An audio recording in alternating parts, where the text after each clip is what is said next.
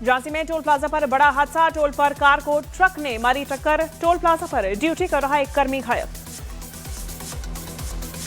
कोटा में हिजरी शीटा आदिल मिर्जा के घर चला बुलडोजर, बावड़ी की जमीन पर बना था आलीशान मकान ध्वस्त। यूपी के बरेली में निर्माणाधीन मकान में नमाज पढ़ने से हड़कंप, बरेली पुलिस ने एक्शन लेते हुए 12 लोगों को हिरासत में लिया। गैंगस्टर गोल्डी बराड़ से जुड़े हथियार मॉड्यूल का भंडाफोड़, मॉड्यूल पर लुधियाना पुलिस का एक्शन, पुलिस ने 10 शूटर्स हथियार सप्लायर्स को किया गिरफ्तार। यूपी के मथुरा में वुलन मार्केट में दिन दहाड़े नकाबपोश बदमाशों ने किया हमला, मार्केट में कर्मचारियों पर ताबड़तोड़ वार से कई घायल, हमलावर कर्मचारियों से पैसे भी लूटकर हुए फरार। जम्मू कश्मीर के सोनमर्ग में हादसा, एक कार पहाड़ी पर बनी सड़क से सीधा नीचे आ गिरी, बर्फबारी की वजह से फिसलन थी, बेकाबू हुई कार, 2 लोग घायल। झांसी की मंडी में व्यापारियों के 2 गुटों में विवाद, व्यापारियों के एक गुट ने लोगों को ट्रैक्टर से कुचलने की कोशिश की, धान से लदे ट्रैक्टर को खरीदने पर हुआ विवाद। जयपुर के चौमू में टोल कर्मियों की गुंडागर्दी का वीडियो वायरल, टोल बूथ पर सेना के जवान और महिलाओं से मारपीट, आईडी दिखाने के बावजूद टोल कर्मियों ने देखने से किया इनकार। हरियाणा के करनाल में छात्राएं आपस में भिड़ी, वायरल वीडियो में छात्राएं एक दूसरे को सड़क पर गिराकर लात घूंसे मारती नजर आई, मारपीट के दौरान एक छात्रा बेहोश। सूरत में बस के ड्राइवर पर बुर्का पहने महिला यात्री ने अचानक किया हमला, बस स्टॉपेज को लेकर ड्राइवर और महिला के बीच हुई कहासुनी। बीएमसी चुनाव नतीजों के बाद पार्टी कोल्हापुर में कांग्रेस और शिंदे गुट के कार्यकर्ताओं के बीच जोरदार भिड़ंत, दोनों गुटों के बीच जमकर पथराव और मारपीट, पुलिस ने कई नामजद समेत 40 से 50 लोगों के खिलाफ दर्ज किया केस। पश्चिम बंगाल को विकास की सौगात देंगे पीएम मोदी, हुगली जिले के सिंगूर में कई अहम विकास परियोजनाओं का उद्घाटन, शिलान्यास और लोकार्पण। पीएम मोदी के असम दौरे का आज दूसरा दिन, पीएम मोदी ने काजीरंगा कॉरिडोर की आधारशिला रखी, 2 अमृत भारत ट्रेन को दिखाई हरी झंडी। टीएमसी चुनाव में महायुति की जीत पर पीएम मोदी का कांग्रेस पर हमला, असम के कलियाबोर में बोले जीत मुंबई में हो रही है, जश्न काजीरंगा में घुसपैठ के मुद्दे पर कांग्रेस को घेरा। घुसपैठ वाले बयान पर आरजेडी का पीएम मोदी पर पलटवार, आरजेडी के मनोज कुमार झा बोले घुसपैठिए बिहार बंगाल में पहुंच गए, मंत्री जी से पूछे घुसपैठ कैसे हो रही। मौनी अमावस्या पर प्रयागराज में आस्था का जन सैलाब उमड़ा, संगम तट पर श्रद्धालु लगा रहे आस्था की डुबकी, मेला प्रशासन का अनुमान मौनी अमावस्या पर 3 करोड़ से ज्यादा श्रद्धालु आएंगे। जोधपुर में एमबीबीएस कॉलेज में छात्रों के बीच हड़कंप, क्रिकेट खेलने को लेकर हुआ विवाद, झड़प में 6 लोग घायल। उत्तराखंड के चालधाम में मोबाइल कैमरे पर पाबंदी, बद्रीनाथ केदारनाथ में फोटो वीडियो बनाने पर रोक लगी, मंदिर परिसर के बाहर फोटो वीडियो बनाने की इजाजत। ऑस्ट्रिया के फ्रिस्की खिलाड़ी मैचेस का हैरतअंगेज प्रदर्शन, हुए फ्रिस्की वर्ल्ड कप के स्लोप स्टाइल इवेंट में स्की निकलने के बाद नहीं खोया बैलेंस, 1080 स्पिन पूरा कर सुरक्षित लैंडिंग की। उत्तर प्रदेश के हापुड़ में एक शादी समारोह में फिश फ्राई के स्टॉल पर अचानक अफरा तफरी मची, फिश फ्राई के स्टॉल पर इतनी भीड़ जमा हो गई कि हालात लूटपाट जैसे हो गए। बिहार के सीतामढ़ी में शर्मनाक घटना, मछली से लदी पिकअप वैन की चपेट में आने से छात्र की मौत के बाद लोग छात्र की मदद की जगह सड़क पर गिरी मछलियां लूटने में जुट गए। दिल्ली में लॉरेंस गैंग का शार्प शूटर प्रदीप शर्मा उर्फ गोलू गिरफ्तार, हथियार से लैस था आरोपी।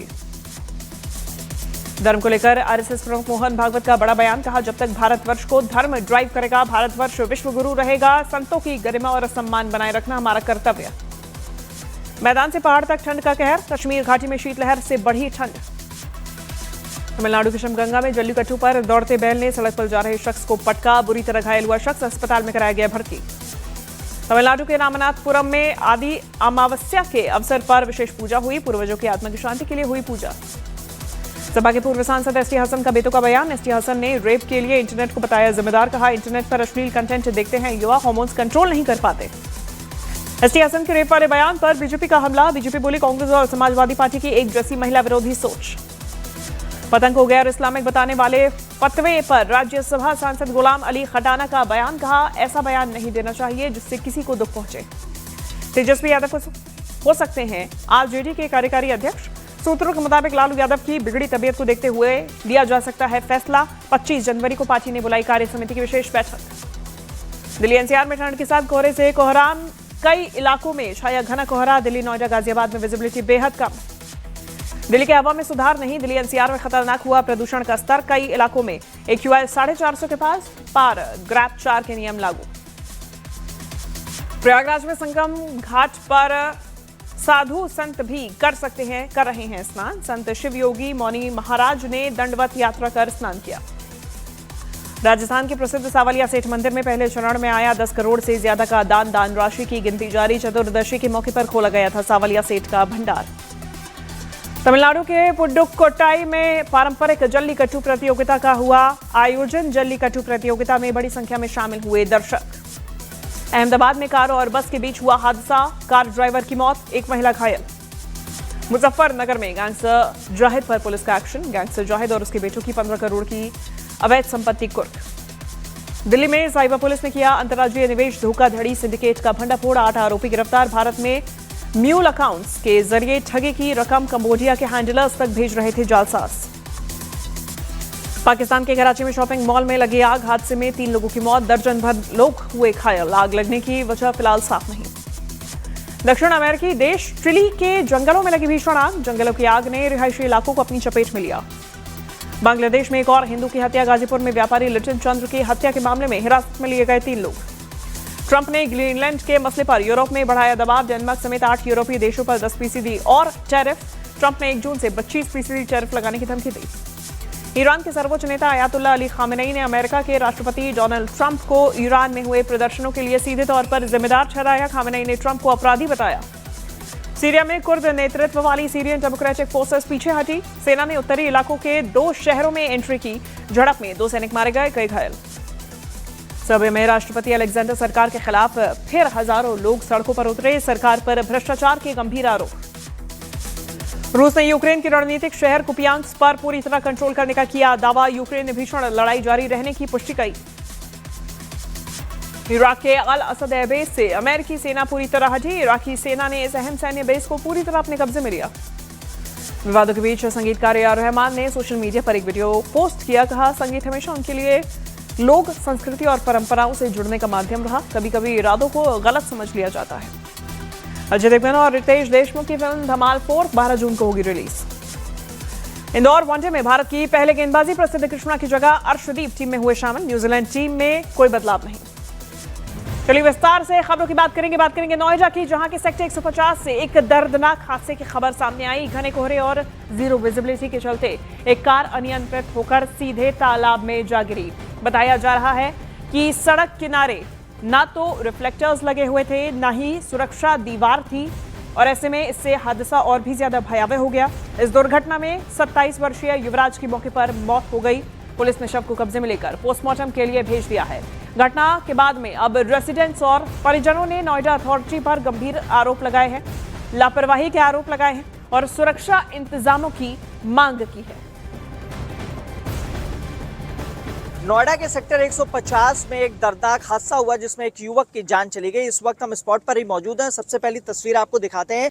दरअसल में कल देर रात चूंकि विजिबिलिटी बेहद कम थी, लिहाजा एक तेज रफ्तार कार सीधे नाले में जा गिरी और उसके बाद नाले की दीवार को तोड़ते हुए वो आगे तालाब की तरफ बढ़ गई। आपको बता दें कि ये जो तालाब आप देख पा रहे हैं, ये बताया जा रहा है करीब 20 से 25 फीट गहरा है और एक कंस्ट्रक्शन साइट है।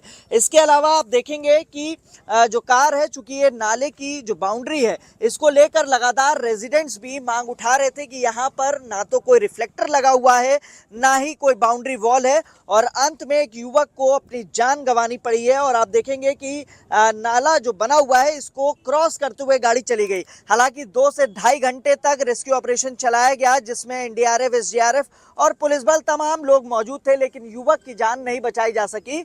और युवक जो है वो यहीं पर नजदीकी एक सोसाइटी में रहता था, जो देर रात अपने घर को जा रहा था। 27 वर्षीय युवराज के रूप में युवक की पहचान हुई है। करीब 6 से 7 घंटे बाद उसकी बॉडी मिली है। फिलहाल शव को कब्जे में लेकर पोस्टमार्टम के लिए दे दिया गया है। दूसरी तरफ परिवार ने नॉलेज पार्क थाना में शिकायत दी है, लिखित एफआईआर दर्ज की जाए और ताकि उस जो मृतक है उसको न्याय मिल सके। तो ग्रेटर नोएडा से बड़ी लापरवाही सामने आई है। एक 27 वर्षीय युवक को अपनी जान से हाथ धोना पड़ा है लापरवाही के चलते। देखिए, लगातार उत्तर भारत में फॉग बढ़ता जा रहा है। बीती रात आज सुबह विजिबिलिटी बेहद कम थी और इसी के चलते ग्रेटर नोएडा में इस युवक की गाड़ी ने नियंत्रण खो दिया और रास्ता साफ और स्पष्ट तरीके से नहीं दिखने के कारण सड़क से किनारे तालाब में गाड़ी जा गिरी। ना तो वहां पे कोई बाउंड्री वॉल थी, ना रिफ्लेक्टर्स थे, ना सुरक्षा के लिए के लिहाज से कोई भी वहां पे बैरिगेटिंग की गई थी और इसी के चलते गाड़ी सीधा तालाब में जा गिरी, जिसमें डूबकर युवराज जो कि 27 वर्षीय युवक था उसकी मौत हो गई है। इसके पूरे मामले के सामने आने के बाद में 2 से ढाई घंटे तक रेस्क्यू ऑपरेशन भी चलाया गया, लेकिन युवराज की जान नहीं बचाई जा सकी। इस पूरे मामले के बाद नोएडा अथॉरिटी से कई सवाल पूछे जा रहे हैं, लापरवाही के आरोप लगाए जा रहे हैं। बताया जा रहा है कि रेसिडेंट्स की तरफ से इसके पहले कई बार मांग की गई थी यहाँ पे रिफ्लेक्टर्स लगाने की, सुरक्षा की, लेकिन उसके बावजूद ये तस्वीर सामने आई है। 2 घंटे तक मोबाइल की टॉर्च जलाकर ये मदद मांगता रहा, लेकिन इसके बावजूद मदद नहीं मिलने के बाद युवराज की मौत हो गई है। लापरवाही किसकी, सबसे बड़ा सवाल यही है। ग्रेटर नोएडा में प्राधिकरण का ये पूरी जो लापरवाही है उसकी सामने आई है। पानी में डूबने से इस इंजीनियर की मौत हो गई। पेशे से इंजीनियर था युवराज, 27 साल का युवक था जिसकी मौत हो गई है।